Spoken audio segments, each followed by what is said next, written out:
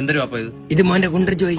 ഞാൻ ഇതാണോ പറഞ്ഞത്? ഞാൻ നാട്ടൂൺസിന്റെ അടിച്ചിട്ടല്ലേ വാപ്പ പറഞ്ഞത്? മോനെ നാത്തൂനെയൊക്കെ വാപ്പ എവിടെ പറ്റേ? നാത്തൂനല്ലോ വാപ്പ, ഞാട്ടൂൺ. മക്കളെ ഇഷ്ടങ്ങളെ മനസ്സിലാക്കി ജീവിക്കാൻ നോക്കിയ മനുഷ്യ. ചോറിനിട്ട് പോ. എനിക്ക് വേണ്ട ഈ വീട്ടിൽ നിന്ന്. മോനെ പൊരിച്ച മീനുണ്ട്. വേണ്ട, എനിക്ക് വാപ്പ ചിന്നോട്ടാ. ഞാൻ പഠിച്ച് പറിച്ചോളാം. പോ.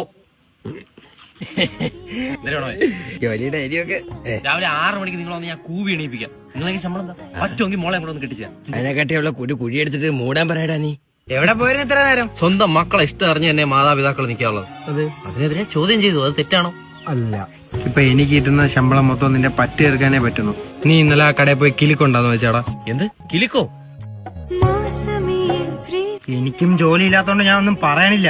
എനിക്കെതിരെ നീ വരെ വാറുന്നല്ലടാ തൊഴിൽ രഹിത പട്ടി. ഞാൻ ഇനി സീരിയസ് ആയിട്ടൊരു കാര്യം ചോദിക്കാം.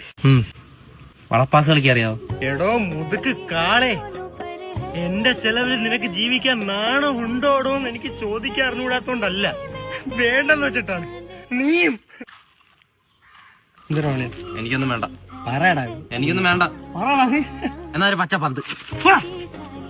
എന്നാ ഗുഡ്ഡയുടെ ബിസ്ക്കറ്റ് ഉണ്ടോ? അതിന്റെ മറ്റേ കാർ കിട്ടൂലേ? മോനെ അതൊക്കെ നിർത്തിയിട്ട് കുറെ നാളായടാ.